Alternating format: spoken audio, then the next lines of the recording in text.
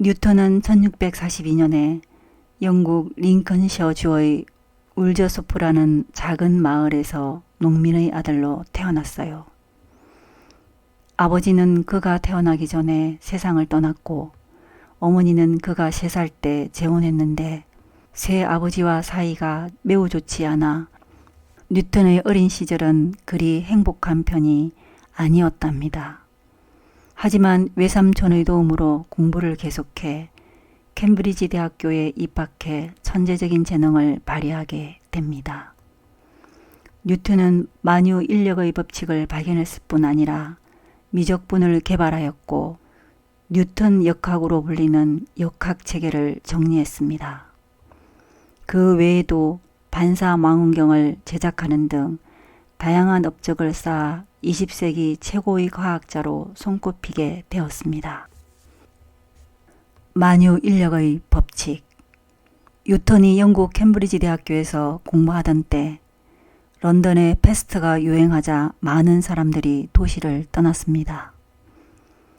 패스트는 그 당시 런던 인구의 10%의 목숨을 앗아간 무서운 병이었으므로 캠브리지 대학교도 휴교를 하게 되었어요. 그동안 뉴턴은 고향인 울저소프로 돌아가 연구와 사색에 푹 빠져 시간을 보냈습니다. 이때 뉴턴이 가장 깊이 몰두한 연구 주제는 달이나 행성은 왜 타원 궤도를 그리며 움직이는가 라는 것이었어요. 그리고 오랜 연구 끝에 뉴턴은 행성들의 운동을 지배하는 힘의 법칙인 만유 인력의 법칙을 발견했습니다. 만유 인력이란 질량을 가진 물체들 사이에 작용하는 힘입니다. 뉴턴이 밝혀낸 법칙은 질량을 가진 모든 물체는 서로 끌어당기는 힘을 가지고 있다는 법칙입니다. 예컨대 달이 지구를 당기는 힘과 지구가 달을 당기는 힘이 같으므로 달은 지구에 끌려오지 않고 항상 일정한 거리를 유지하여 지구 주위를 돌고 있다는 것입니다. 뉴턴은 만유 인력의 법칙을 가지고 행성 간의 관계를 설명했습니다. 이때 만유 인력의 크기는 두 물체의 질량에 비례하고 거리의 제곱에 반비례하지요. 지구상에 있는 모든 물체가 아래로 떨어지는 현상을 중력이라고 하는데 중력은 지구상의 물체가 지구 중심으로부터 받는 힘이에요. 뉴턴은 이 중력도 만유 인력을 이유로 들어 설명했지요. 케플러는 수많은 관측 자료를 토대로 행성이 타원을 그리며 태양 주위를 돈다는 것을 알아냈지만 행성들이 타원 운동을 하는 이유는 밝혀내지 못했어요. 그러나 만유 인력의 법칙은 횡성의 모든 운동을 완벽하게 설명해 냈습니다. 1667년 다시 캠브리지 대학교로 돌아온 뉴턴은 특별 연구원이 되었고 이듬해에는 석사 학위를 받았으며 1669년에는 교수가 되었습니다. 만유 인력의 법칙과 인공위성의 원리. 흔히 뉴턴이 떨어지는 사과를 보고 만유 인력의 법칙을 발견했다고 합니다. 그러나 이것은 과장된 이야기예요. 뉴턴은 달의 운동을 땅으로 떨어지는 사과의 운동과 연관지어 설명했을 뿐입니다. 뉴턴은 달의 운동을 지상의 높은 산에서 발사한 포탄의 운동에 비유했습니다. 공기 저항은 없는 것으로 가정합니다. 포탄의 속력이 작다면 포탄은 포물선을 그리면서 곧 지면에 떨어질 것입니다. 그러나 포탄의 속력이 크면 클수록 포탄이 그리는 곡선은 완만해지면서 보다 멀리 날아간 다음 지면에 떨어질 것입니다. 그러나 뉴턴은 충분히 빠른 속력으로 발사된 포탄의 경로는 원이 되어 무한한 원 운동을 하게 될 것이라고 생각했습니다. 지구가 포탄을 잡아당기는 중력과 포탄이 지구로부터 튕겨 나가려는 원심력이 같아지면 포탄은 달과 같이 지구 주위를 무한히 돌게 된다는 것입니다. 이것이 바로 현대 인공위성의 원리입니다. 뉴턴의 광학 연구. 뉴턴의 초기 연구는 광학 분야에서 두드러졌으며 캠브리지 대학교에서 한 최초의 강의 역시 광학에 대한 것이었습니다. 당시 유행하던 굴절 망원경은 상이 일그러져 보이거나 흐릿하게 보였기 때문에 뉴턴은 망원경의 개량에 힘을 쏟았어요. 뉴턴은 볼록 렌즈 대신에 오목 거울로 빛을 모아 반사 망원경을 만들어 냈습니다. 뉴턴은 자신이 만든 반사 망원경을 1671년에 국왕에게 바쳤어요. 국왕은 답례로 왕립학회의 회원으로 뉴턴을 추천했지요. 불과 12cm 정도의 망원경이 그를 유명한 과학자로 만든 것입니다. 1672년 29세 때 뉴턴은 빛의 색 이론에 관한 논문을 왕립학회에서 발표했습니다. 그러나 학회에 제출하는 모든 연구를 검증하며 막강한 권한을 갖고 있었던 로버트 훅의 강한 비판을 받게 되었지요.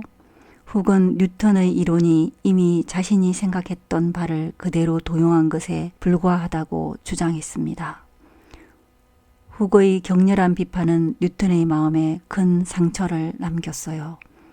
훅과 뉴턴은 평생 경쟁자로 지냈어요. 만유 인력의 법칙을 누가 먼저 발견했느냐의 문제로도 둘은 격렬하게 싸웠습니다. 그 뒤로 뉴턴은 비판을 두려워하게 되었습니다. 점차 발표를 극도로 꺼리는 폐쇄적인 성격으로 변해갔지요. 때문에 빛에 대한 뉴턴의 이론은 대학 시절에 이미 완성되었지만 광학이라는 책으로 출판된 것은 훅이 죽은 다음이었습니다. 크게 마음이 상한 뉴턴은 관심을 자연과학에서 법학으로 바꾸기 위해 캠브리지 대학교의 민법 광자의 특별연구원으로 들어가려고도 해보았지만 낙선하고 말았어요. 이 무렵 그는 화도 잘 냈으며 과학 강의 도중 지리학을 강의하는 등 괴상하고 엉뚱한 행동을 했다고 해요. 프린키피아의 완성. 뉴턴이 42살이 되던 1684년에 헨리가 뉴턴을 찾아왔어요. 헨리는 헨리 행성으로 유명한 천문학자입니다. 헨리가 뉴턴에게 물었습니다. 거리의 제곱에 반비례하는 힘을 받은 물체는 어떤 궤적을 그리나? 타원은 궤적이지. 단숨에 대답한 뉴턴은 식을 계산한 종이를 찾아 보았지만 찾을 수 없었어요. 뉴턴은 수학적 증명을 나중에 헨리에게 보내주겠다고 약속을 했지요. 사실 헨리가 뉴턴을 찾아왔던 이유는 내기 때문이었어요. 1684년 1월 헨리와 렌, 훅 세 과학자는 행성 사이에 작용하는 힘에 관한 논쟁을 벌였습니다. 이때 헨리는 행성 사이에 작용하는 힘이 거리의 제곱에 반비례한다고 주장했어요. 그러나 훅은 이미 자신도 그런 결과에 도달했으며 수학적으로 증명할 수 있다고 주장했지요. 이때 렌이 먼저 수학적 증명을 완성한 사람에게 40실링을 주겠다고 상금을 걸었습니다. 그러나 훅은 그해 8월이 다가도록 수학적으로 그것을 증명하지 못했고 그래서 헨리는 뉴턴에게 도움을 얻으러 온 것이었어요. 헨리의 방문은 뉴턴이 프린키피아를 완성하는 계기가 되었습니다. 헨리는 처음부터 끝까지 뉴턴을 격려해 주었을 뿐만 아니라 왕립학회의 재정 상태가 좋지 않자 자신의 재산을 털어 1687년에 이 책을 출판해 주기까지 했어요. 뒷날 헨리는 프린키피아를 이용해서 혜성의 주기를 예언할 수 있었답니다. 프린키피아에서 뉴턴은 자신의 역학 이론을 정리했는데 특히 운동의 세 가지 법칙은 아주 유명해졌어요. 프린키피아를 쓰는 동안 뉴턴은 일에 집중하느라 다른 일을 잊어버릴 때도 종종 있었다고 합니다. 하루는 뉴턴의 친구인 스투클리 박사가 뉴턴의 집을 방문했어요. 그러나 뉴턴은 그때 연구에 푹 빠져 한참 동안 얼굴을 내밀지 않았답니다. 기다리다 지쳐 배가 고파진 스투클리 박사는 식탁 위에 있던 닭고기 요리를 먹고 집으로 돌아가 버렸지요. 얼마 뒤 방에 들어와 빈 그릇을 본 뉴턴은 이런, 나는 내가 저녁을 먹지 않았다고 생각했는데 라고 말하며 몸을 돌렸지요. 그가 얼마나 연구에 몰두하며 살았는지 짐작할 수 있는 부분이에요. 뉴턴의 운동의 3가지 법칙. 과학에서 힘이란 물체의 운동 상태를 변화시키는 작용이나 영향을 말합니다. 따라서 물체에 힘을 가하지 않으면 움직이는 물체는 계속해서 등속 운동을 하며 움직일 것이고 정지한 물체는 계속 정지해 있을 것입니다.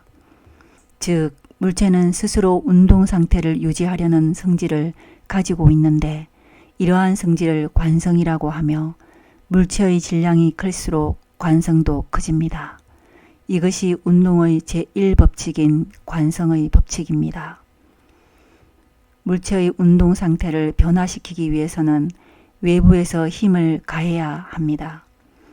가해지는 힘이 셀수록 운동 상태의 변화는 커집니다. 같은 힘을 가할 경우 질량이 큰 물체일수록 운동 상태는 천천히 변하겠지요. 물체의 가속도는 작용하는 힘에 비례하고 질량에 반비례한다.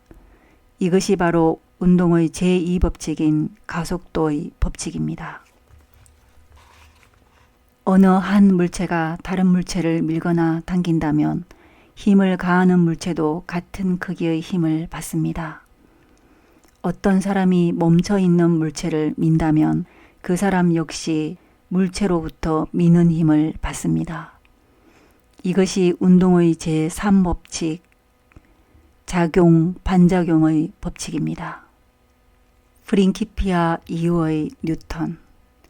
프린키피아는 연구 내용을 기하학을 이용하여 설명한 데다 라틴어로 쓰였기 때문에 일반인이 이해하기는 상당히 어려운 책이었습니다. 하지만 이 책은 나오기가 무섭게 뉴턴의 명성을 전 유럽에 떨쳤고 여러 학자들로부터 주목을 받았답니다. 뉴턴의 명성이 높아지자 시기하는 사람들도 생겨났어요. 이러한 상황을 뉴턴을 다시 힘들게 만들었지요. 젊은 시절 호가의 논쟁에서 이미 큰 괴로움을 겪었던 그는 자신의 생각을 가슴속에 깊이 가두어 두는 편이 낫다고 생각하게 되었습니다. 더구나 프린키피아가 출판된 지 얼마 지나지 않아 연구 노트의 일부분이 불에 타고 말았습니다. 그 뒤로 뉴턴은 심한 정신적 고통에서 벗어나지 못했어요. 이때 다행히 뉴턴은 캠브리지 대학교의 교수 생활에서 벗어날 수 있었습니다. 대학 대표로 영국의 하원 의원에 뽑힌 것입니다. 이어 1696년에는 재무장관이 된 제자 몬테규에게 부탁해 조폐국 재무국장이 되었어요. 그로부터 3년 뒤 조폐국장으로 승진까지 한 뉴턴은 맡은 일을 성실히 해냈습니다. 과학이나 수학과는 완전히 인연을 끊은 셈이었지요. 그러나 결국 뉴턴은 학문의 영역으로 돌아오게 되었어요. 1703년 최고의 영예라고 할 수 있는 왕리박해 의장이 되었기 때문입니다. 같은 해 뉴턴의 논적이었던 훅이 죽었습니다. 때를 기다리던 뉴턴은 다음에 광학을 출판했어요. 이 책은 뉴턴의 과학적 명성을 확고부동하게 만들어 주었습니다. 영국의 최고 과학자가 평민신분인 것을 알게 된 앤 여왕은 1705년 뉴턴에게 기사자기를 내려주었어요. 학문의 힘으로 귀족이 된 것입니다. 1711년에는 미적분에 관한 저서인 해석을 내놓았습니다. 그러나 미분의 방법은 1684년에 독일의 라이프니츠가 이미 공표한 상태였지요. 해석의 출판이 원인이 되어 미적분을 누가 먼저 발견했는지에 대해 논쟁이 벌어졌어요. 뉴턴과 라이프니츠 사이의 격렬한 미적분 논쟁은 과학 역사상 가장 긴 시간 동안 이어졌는데, 재미있는 것은 싸움의 시작이 뉴턴도 라이프니츠도 아닌 두 과학자의 추종자들에 의해서 일어났다는 점입니다. 이 문제는 나중에 독일과 영국 사이의 국민 감정 문제로까지 확대되었어요. 오늘날에는 뉴턴과 라이프니츠가 각각 독립적으로 미적분의 방법을 발견한 것으로 여기고 있습니다. 발견은 뉴턴이 빨랐고 발표는 라이프니츠가 빨랐다는 것이 현재의 평가입니다.